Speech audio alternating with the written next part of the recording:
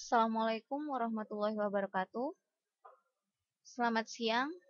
Di sini kembali lagi bersama saya Yeni Masito, mahasiswi D4 Teknisi Media Digital, Teknik Media Digital. Di sini kita akan melanjutkan pembahasan kita mengenai program bahasa C++. Kita akan melanjutkan pada modul 5 mengenai pencabangan. Yang kemarin kita telah mempelajari tipe data, variabel, konstanta pada bab 2. Kemudian pada modul 3 juga kita telah mempelajari operator bagian pertama, kemudian operator bagian kedua, dan saat ini kita akan mempelajari pencabangan. Di mana pencabangan merupakan sebuah program atau pemilihan pernyataan yang akan dieksekusi. Seperti contoh di sini kita menggunakan if atau pengandaian, dan di sini diaplikasikan sebagai pencabangan ataupun switch. Langsung saja kita masuk pada contoh pertama. Kita lakukan seperti biasa, kita eksekusi dengan menggunakan Microsoft Visual Studio Ultimate 2012. Di sini telah saya buka. Kita buat project baru untuk memudahkan dalam pengertian kita langsung saja masuk pada contoh soal pertama. Seperti biasa, saya mengambil contoh soal pada modul yang telah tersedia, namun kita perbaiki dahulu, dan saya telah memperbaikinya melalui Notepad. Langsung saja nanti saya kopikan pada project kita. Namun kita buat dulu project awal kita. Oke, kita buat file new project. Kemudian kita pilih empty project. Bisa menggunakan Win32 Console Application, namun saya lebih suka memilih empty project. Di sini kita buat project kita. Di sini saya buat saja bab 5. Bab 5 percabangan. Oke.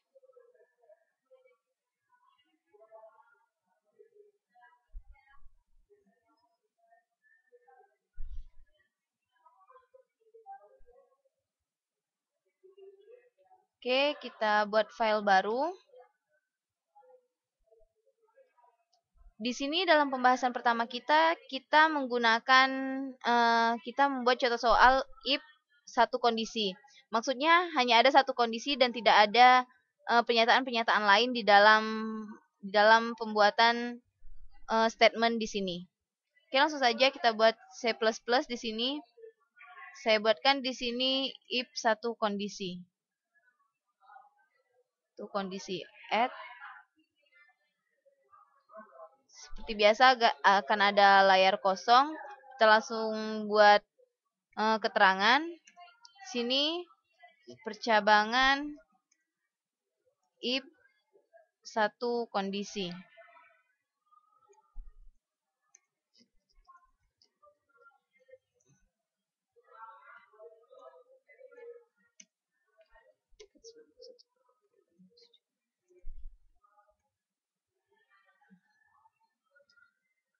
Oke, kita masuk pada library awal. Seperti biasa, include IOStream, kemudian main coding atau fungsi utama pada pengkodingan. Using namespace std. Sini kita lanjutkan integer main void. Kita buat dulu coding-coding yang digunakan pertama kali, sistem post-nya, kemudian return null. Nah, untuk isi coding agar kita tahu percabangan if satu kondisi ini dan fungsi-fungsi if-nya, maka kita akan mengcopy langsung dari contoh soal yang telah saya perbaiki pada Notepad. Di sini ada if satu kondisi. Nah, di sini telah kita buat fungsi utama atau library utama yang IOStream ini. Namun pada contoh soal ditambahkan lagi include string. Sini juga dipakai pada bahasa C. Di sini ada penambahan library yang digunakan juga dalam bahasa C, include string. Kita coba masukkan lagi library-nya.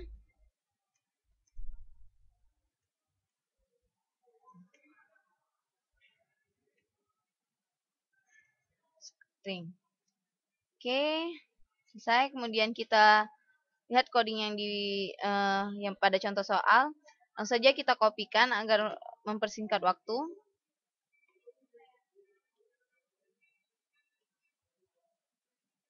Kita rapikan terlebih dahulu.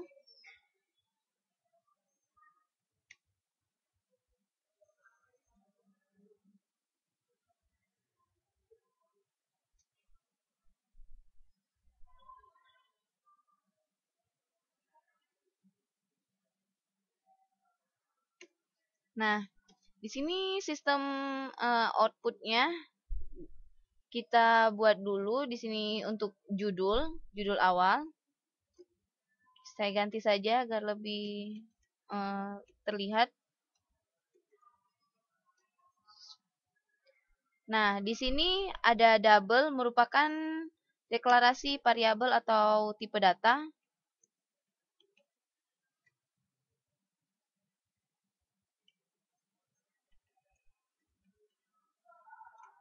Dia menggunakan double berarti di sini menggunakan bukan bilangan bulat melainkan bilangan real.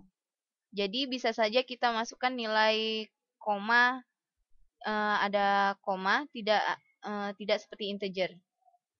Oke, di sini kita buatkan outputnya memasukkan nilai ujian dan di sini ada cin untuk inputan dari user. Kurung sikunya juga berbeda dengan cout ataupun cin. Oke, di sini kita gunakan char dari fungsi string, fungsi yang telah kita pelajari pada tipe data tadi, tipe data pada bab sebelumnya. Sini menggunakan array 12 lengthnya.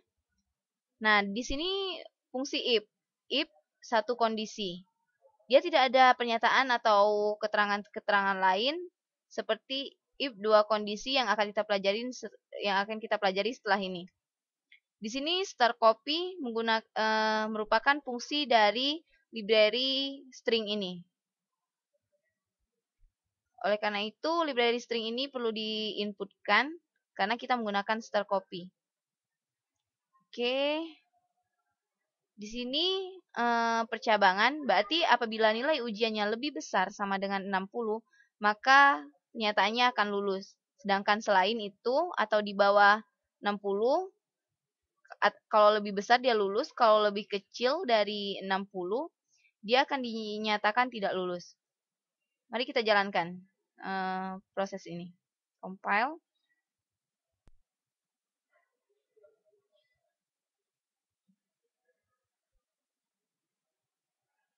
Tidak ada coding yang fail. Coba kita jalankan untuk melihat hasilnya. Yes.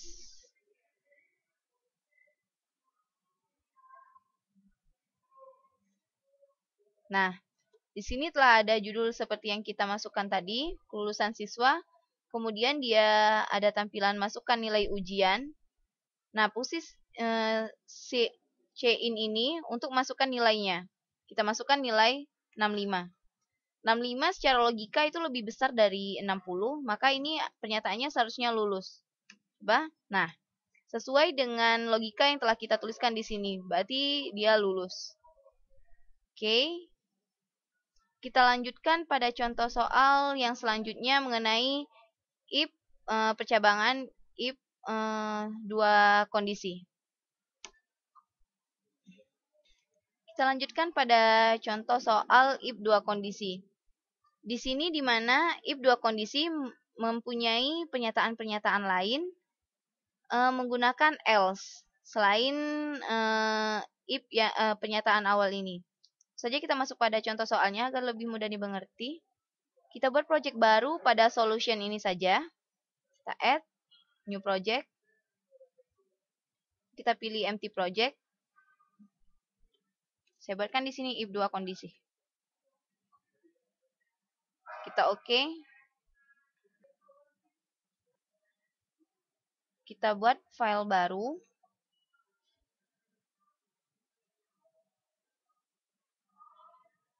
Di sini tuliskan juga if 2 kondisi.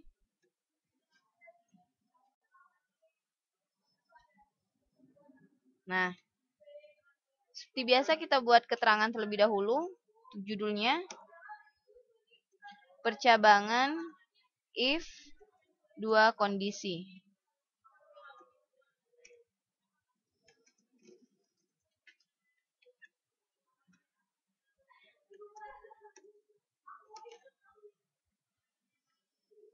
Q4. Tutup. Kemudian kita buat library awal. Tidak ada yang berbeda karena fungsi utama ini sama pada umumnya. Stream, kemudian menggunakan coding utama yang diperlukan.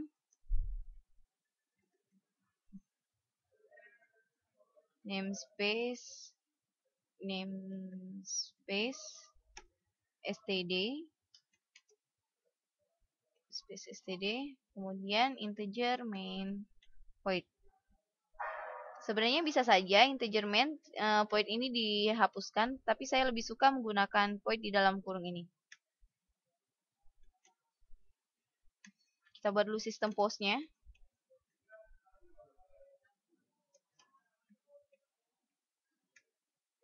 Return 0.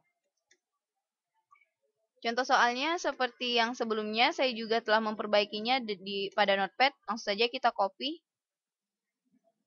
Sini ada if 2 kondisi. Nah, saja kita kopikan. Di sini tidak menggunakan seperti pada if sebelumnya library lain, karena tidak menggunakan fungsi-fungsi yang lain. Ini fungsi umum saja yang digunakan. Oke, kemudian kita kopikan di sini. Kita rapikan terlebih dahulu.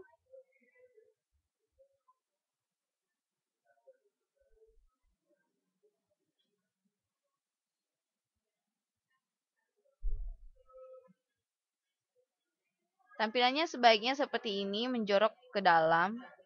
Apabila kita mengetikkannya, dia akan otomatis menjorok sendiri.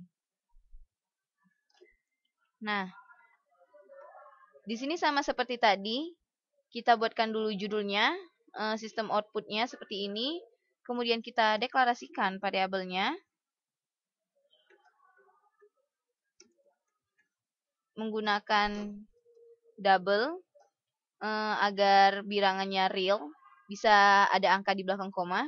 Kemudian kita masukkan nilai di sini menggunakan cin untuk inputan dari user. Dan ini akhirnya seperti new line. Nah, disinilah letak if 2 kondisi. Ada 2 pernyataan dan menggunakan else sebagai pernyataan keduanya. Di sini apabila nilai lebih besar sama dengan 0, hasil ujiannya akan lulus. Seperti ini. Sedangkan apabila selain itu tidak lebih kecil sama dengan 0, hasilnya tidak akan lulus. Makanya dia menggunakan else di sini.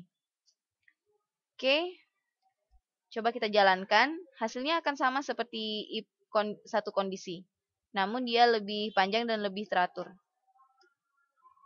Kita compile.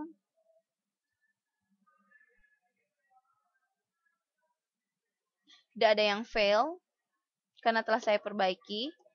Kemudian di sini kita debug. Start new instance. Yes. Kita tunggu hasilnya. Nah, sama seperti tadi, kelulusan siswa, masukkan nilai ujian. Coba kita masukkan angka yang lebih kecil dari 60. Kita masukkan 57. Atau 59 saja, mendekati 60. Nah, hasil ujiannya tidak lulus. Dia akan membaca yang else ini. Dia akan membaca else ini. Sedangkan apabila kita masukkan 60 ke atas, dia akan membaca yang if ini. Oke, sampai sejauh ini kita telah mempelajari dua percabangan, if satu kondisi dan if dua kondisi. Masih ada dua contoh soal lain yang harus kita pelajari agar lebih mudah dimengerti. Langsung saja kita lanjutkan pada if bersarang. Kenapa dikatakan if bersarang? Di sini karena di dalam if ada fungsi if lain. Langsung saja kita masuk pada contohnya. Kita buat lagi project baru pada solution. Add new project. Kemudian kita pilih empty project. Coba di sini if bersarang. Oke.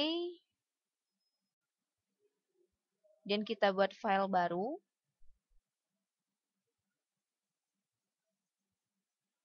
Kita buat nama filenya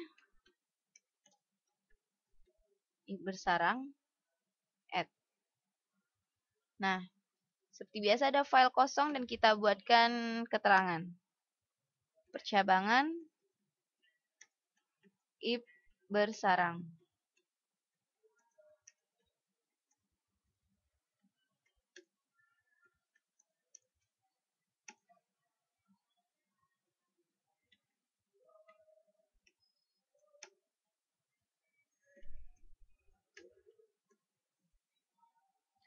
Kemudian kita buatkan library-nya.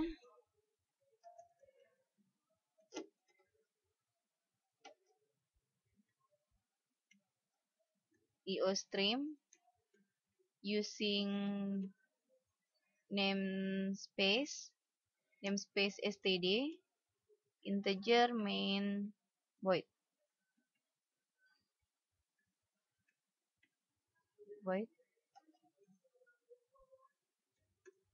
Kita buatkan sistem post-nya.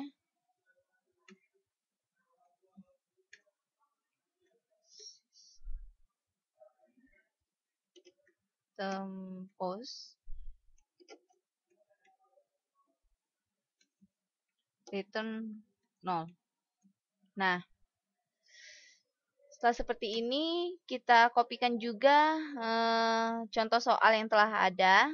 Juga telah saya perbaiki. Semua contoh soal yang telah saya kopikan di sini, semuanya telah saya perbaiki menggunakan Notepad. Sini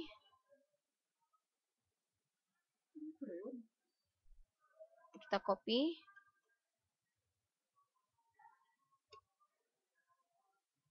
Agar lebih rapi, kita rapikan terlebih dahulu.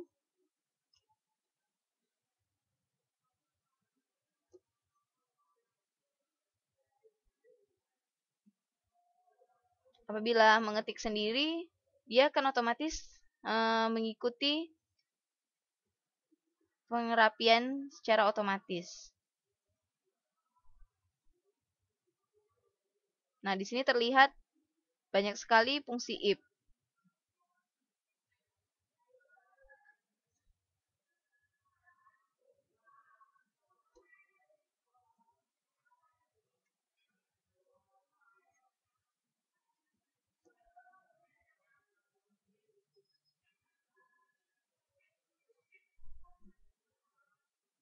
Nah, agar tahu di mana letak-letaknya, makanya kita harus rapikan seperti ini.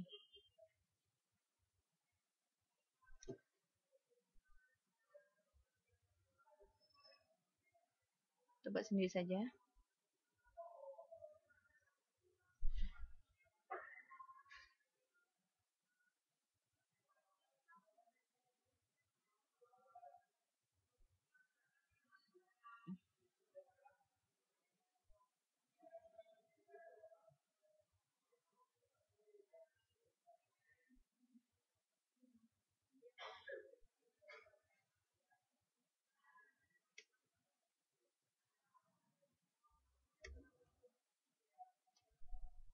Nah, akan tampak seperti ini. Kita enter dulu. Nah, di mana kita tahu letak if bersarang? Dari sini kita tahu letak if bersarang. Pada fungsi if telah ada. Nah, pada fungsi else ini lebih dari lebih dari dua kondisi. Ada else dan di dalam else ada if kembali. Atau bisa jadi kita tuliskan tidak usah harus enter seperti ini, bisa jadi else if. Nah, di dalam else ada if lagi dan begitu seterusnya. Oke, kita lanjutkan. Sini menggunakan double sebagai tipe datanya karena dia menggunakan bilangan real, berarti kita bisa memasukkan angka di angka dengan angka di belakang koma. Deklarasi variabel. Di sini juga ada tipe data string. String menggunakan char. Oke, mari coba kita compile.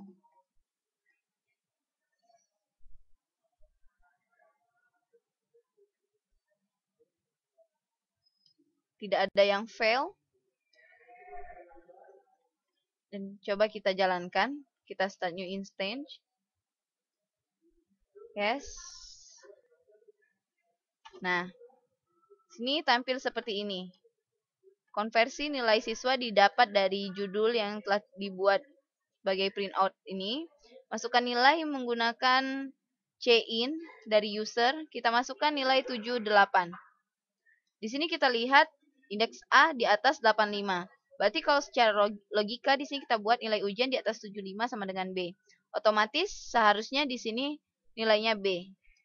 Maka kita coba dulu apakah pengujian kita berhasil. Indeks siswa B. Berarti pengujian kita berhasil di sini. Oke, sampai sejauh ini kita cukup memahami dan berhasil. Kita coba masuk ke contoh soal terakhir menggunakan switch. Nah, di sini switch merupakan atau perintah switch ini memungkinkan untuk melakukan sejumlah tindakan berbeda terhadap sejumlah kemungkinan nilai. Berarti kita bisa men-switch atau membuat kasus-kasus pada dalam coding switch ini. Untuk lebih memahami, kita langsung saja masuk pada contoh soalnya. Kita buat lagi project baru. New project. Kemudian saya tuliskan di sini switch. Oke. Dan kita tunggu untuk membuat file baru di sini, source file. Kita add, kita new item. Saya memilih switch. Switch juga untuk namanya, agar lebih tahu letaknya. Add. Nah, sini kita buat keterangan seperti biasa. Switch.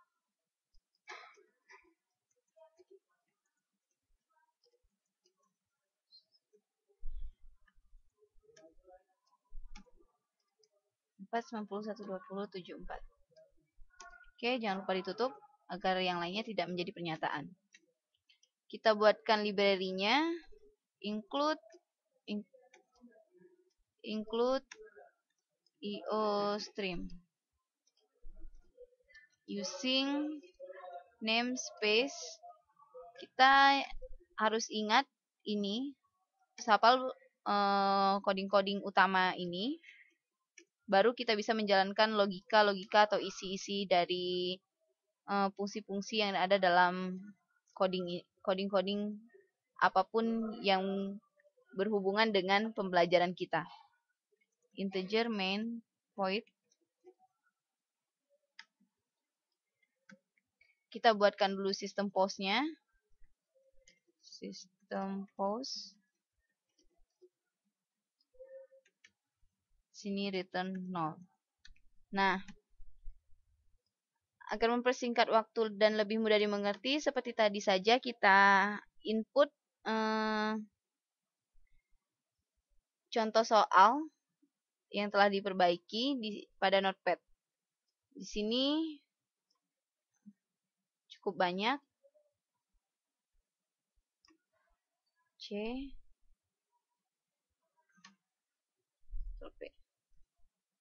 Nah, pilihannya sangat banyak. Lebih baik kita rapikan terlebih dahulu, tapi untuk tidak dirapikan juga tidak apa-apa. Namun untuk melihat letak-letaknya, makanya kita lebih memilih untuk dirapikan.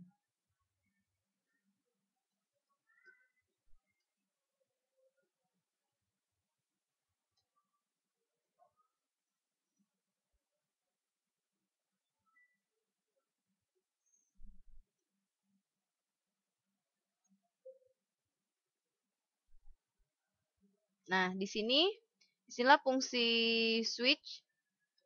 Dia membuat case-case sesuai case. Di sini ada beberapa pilihan. Makanya di sini ada 10 pilihan. Oleh karena itu, berarti case-nya pun harus ada sampai 10.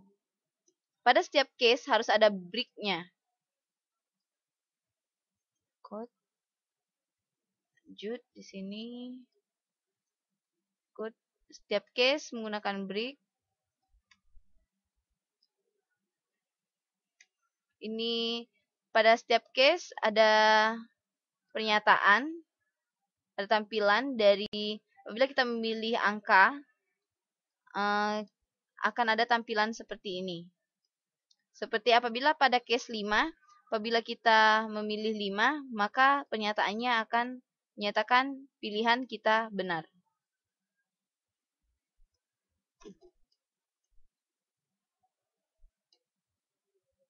Oke, cukup lama karena ini cukup banyak.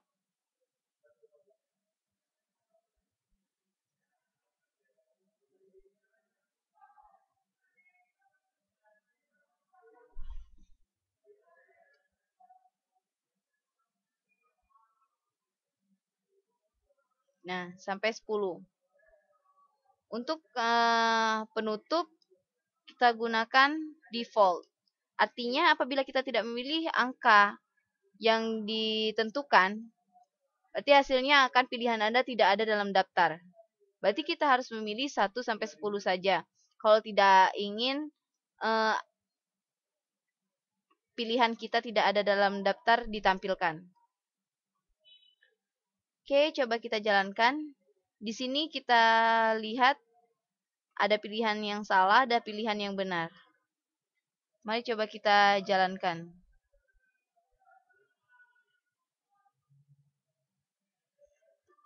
Kita compile terlebih dahulu.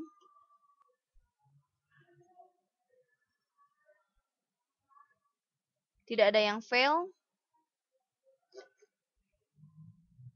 Dan kita run. Yes.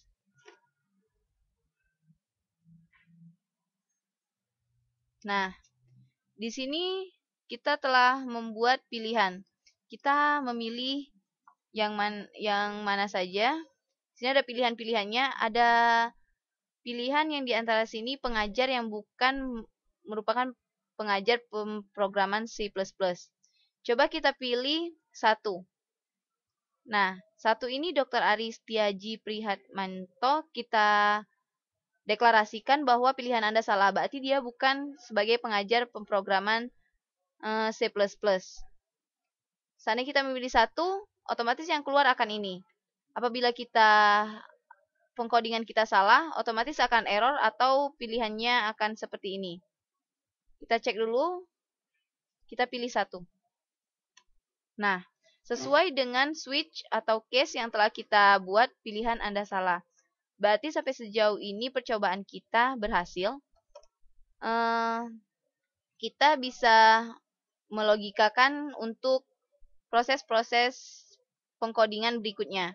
Di sini saya cuma mencontohkan sesuai dengan yang ada dalam modul dan memperbaikinya. Kita bisa mengembangkan dari pembelajaran yang telah ada untuk mencoba-coba agar kita lebih mahir lagi. Oke, sampai sejauh ini kita telah mempelajari sampai 5 modul. Saya harap kita bisa menangkapnya dengan jelas. Dan saya ucapkan terima kasih untuk perhatiannya. Wabillahi taufiq wal hidayah. Wassalamualaikum warahmatullahi wabarakatuh.